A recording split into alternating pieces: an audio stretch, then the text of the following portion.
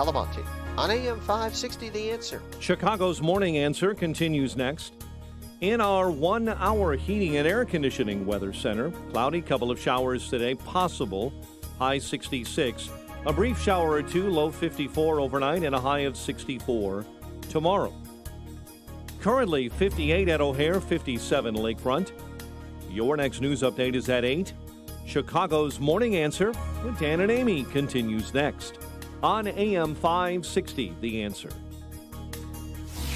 This hourly segment is brought to you by the Money Hour radio show, Saturday afternoons at 3 on AM 560, The Answer. Brought to you by Pearshell Financial Group. When you've got questions, he always has an answer. It's Sean Hannity, this afternoon at 2 on AM 560, The Answer. Good morning, Dan and Amy. California Governor Gavin Newsom on with Jake Tapper on State of the Union over the weekend, making the moral and ethical case for federal support since he can't make a constitutional one.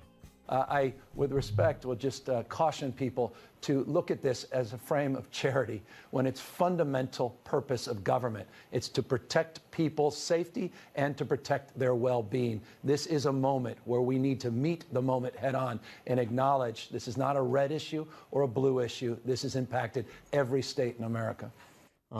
There's no question it's impacted every state in America, some more so than others, some continuing to do so more than others. We mentioned earlier in the show that in California's Central Valley, where farmers grow the food Americans eat and shops provide goods for them and their families, the shutdown is coming to a close as Atwater, California, is declaring itself a sanctuary city where businesses and churches are opening their doors. God bless them. In Virginia, a story in the Washington Times, crowds flock to Virginia beaches despite KKK Northam's stay-at-home order. Bill de Blasio threatens to shut bars down after New Yorkers crowd establishments. In Illinois, of course, we have an emergency order pending, a regulation to the governor's executive order that would criminalize violating a Class A misdemeanor. $2,500 fine, 364 days in jail would be the available punishments. 364 days in jail. Can you tweet out that emergency plan? I'll go just look. And so it just keeps coming back to the same story. Consent of the governed is a thing. And when you're losing the argument, or one indication you're losing the argument, is the need to come over the top and be even more heavy-handed than you were being prior to. I've already said what the deal is. I'm not going to have this conversation any longer. The debate is over. I'm not going to use reason. I'm going to use force. And what does that beget? More reaction, at least from more quarters. For more on all of this, we're pleased to be joined by Salena Zito, Washington Examiner reporter, New York Post columnist, CNN contributor, and author of The Great Revolt Inside the Populist Coalition, Reshaping America's Politics. Salena, thanks for joining us. Appreciate it. Good morning. Thanks so much for having me. You actually are one of the few D.C. reporters who get out and travel the country. And, we see the headlines and these anecdotal stories from across our 50 laboratories of democracy out there. And I wonder if you're, from the conversations you have as you travel with actual three-dimensional human beings, you're feeling the same movement towards, responsible, phased-in reopening. That's where a burgeoning consensus is forming. Right. So one of the things that I think I have to my advantage, which a lot of people might not think as an advantage, but I don't live in Washington, D.C., so I live in Pittsburgh, Pennsylvania. That affords me the ability to have a farther reach, not only across my state, but also in Ohio and Michigan and Kentucky, West Virginia, Tennessee, Maryland, states I've been to throughout the virus. And, the sentiment that maybe you would see on national news or on social media, where, there is this heavy push, in particular from journalists and elected officials on the left is that, stay at home forever, or at least for until the end of the year. And that's not what you see. And this is the interesting part across Democrats, Republicans, and independents, outside of those sort of circles. People, for the most part, unless you have the ability to stay in your home and work from home to infinity, you are pushing back against these edicts to keep people wrapped at home. People, whether they're Republicans, Democrats, or independents, they're losing their jobs and or the businesses that they've built either throughout their personal life or legacy family businesses that have been around not just for decades but for centuries. And there is this sort of revolt against the orthodoxies of their political parties because people, within our DNA as Americans, the dignity of work is incredibly important to people, and they want to get back to work. And then you look at Colorado. I mean, he's a Democratic governor, and nobody, from the left-leaning media would dare touch him. Because when Kemp opened up Georgia, that was a big deal, and he's putting people's lives in danger. And people don't know that over the weekend, they took back 1,000 COVID deaths in Colorado and realized, they were wrongly marked. Do you think that there's a growing concern of people that really are just, everything's a COVID death? We had a guy in Des Plaines, blunt force trauma to the head. He died. They put that down as a COVID death. So do you think that that's probably a little bit of a problem or a growing concern? Oh, it's definitely a growing concern. And to be quite honest, this is a concern that has been growing for probably a decade. And what I'm talking about is the distrust in larger institutions, including the reporting of deaths, as to, are you giving us the whole truth? Is this the whole cloth? Or are you manipulating the numbers, no matter what it is, whether it is the COVID deaths or other things that we are supposed to have faith in? And so that is, I think, a challenge that we have been watching for the past decade and is only going to escalate as this how individual states handle this virus and turn it into a political event, because that's what's happening.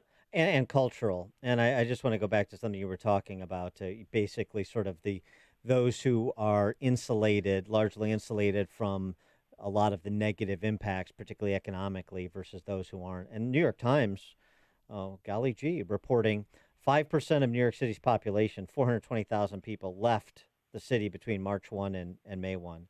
In fact, Manhattan's overall population has fallen by 20% as the lockdown enters its third month. And who fled?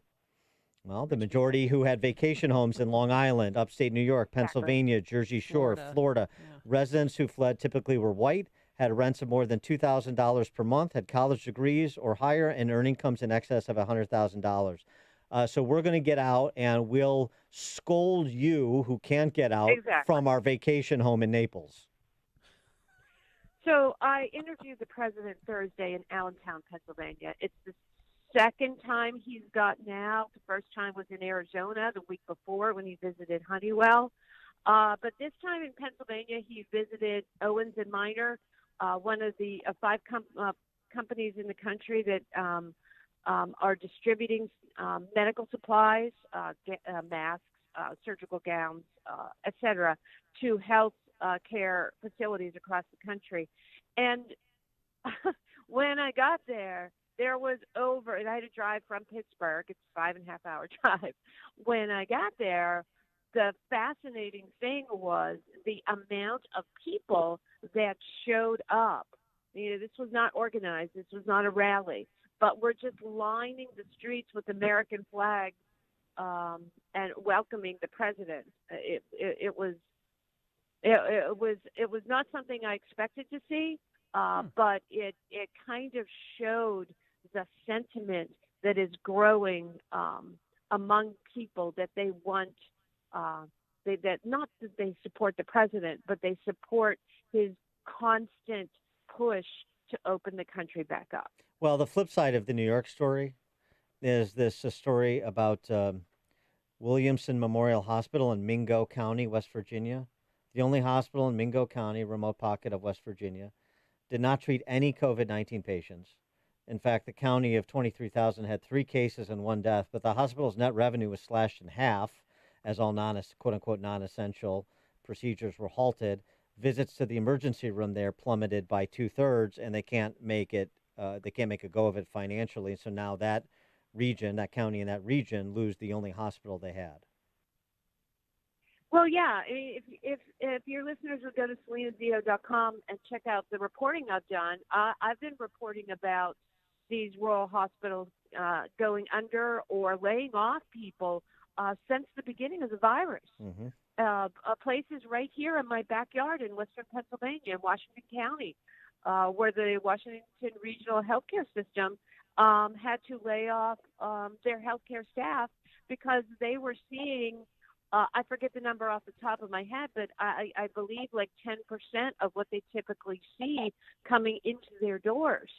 And so this is the effect because of the cause that this is happening, not just in Pennsylvania, but in West Virginia, but also in California and places all across the country. If you look at the United States landmass, it's mostly rural. And once again, the rural people are being impacted in a way that the people, the governors, didn't even consider as being a side effect. And they want to govern themselves. And last week, the governor of your home state, Tom Wolf, in a press briefing, called those pushing against the lockdown cowards. That's right. Let's call it, saying local officials are caving into the coronavirus. Local officials pushing back against this shelter in place or caving into the coronavirus. And did like our governor in Illinois did, which is threaten funding for those municipalities. He also referred to them as essentially traitors, deserting the enemy, deserting the force in the face of the enemy. Yeah, again, if your listeners could go to SelenaZito.com, check out my reporting on that. 70%, I believe it's 70%. I've seen other news organizations say 80% of COVID viruses in Pennsylvania have been completely sort of centralized in nursing homes, and so these counties are pleading with the governor, hey, open us up. We're a rural county. Most of the cases, 70 to 80% of the cases, have been contained in one nursing home, and you are literally choking us off for our ability to shop, our ability to live, our ability to provide for our families. And in response, he called them cowards. Yes, but Salena, your governor went hard fast. I mean, he shut down golf, liquor stores. Remember that? I mean, has he lightened up at all? Can people golf there now? And could you buy a bottle of booze? Depends on where you live. In the county that I live in, it was made yellow, so you can golf. You can buy liquor at only certain places, but if you walk a mile and a half down the street to the next county, you can't. So it's not like we don't move back and forth, across the county lines. There's not like a checkpoint there, right? Not yet. People live. And soon, Salena. It's funny because I understand from these same politicians that the virus doesn't know boundaries. But apparently it knows their boundaries, not some people's boundaries, but other people's boundaries. It's a remarkable virus, it is. Salena Zito, Washington Examiner reporter, New York Post columnist, CNN contributor. Pick up the book, The Great Revolt, Inside the Populist Coalition, Reshaping American Politics, and follow her reporting, as she mentioned, at SelenaZito.com. Salena, thanks as always for joining us. Appreciate it. Thanks for having me. All right, good talking to you. And she joined us on our turnkey.pro answer line. Before you see it on TV, share it on Facebook, or read about it in the paper. Hear it here first. This is Chicago's Morning Answer on AM 560. The Answer. We live in a world driven by information where we hear about data privacy concerns and high-profile data breaches nearly every week. Organizations constantly face new information governance obligations like GDPR and the California Consumer Privacy Act. Take control of your documents and data with Governance Rules as a Service from IDT and Highland on Base. Now, with the help of IDT and Highland on Base, you can achieve both compliance and peace of mind by subscribing to the industry's leading retention, privacy, and data compliance platform, Governance Rules as a Service. It's backed by an international network of law firms across 150-plus jurisdictions and will help your organization adhere to the latest information governance rules from around the world. Automate electronic document management, retention, disposition, and document destruction, and reduce unnecessary exposure to data breaches, avoiding costly fines while saving on information storage costs. Set up a consultation today. Visit ready4idt.com. That's ready, the number 4, IDT.com. Or call 877-SCAN-IDT. IDT, putting paper in its place.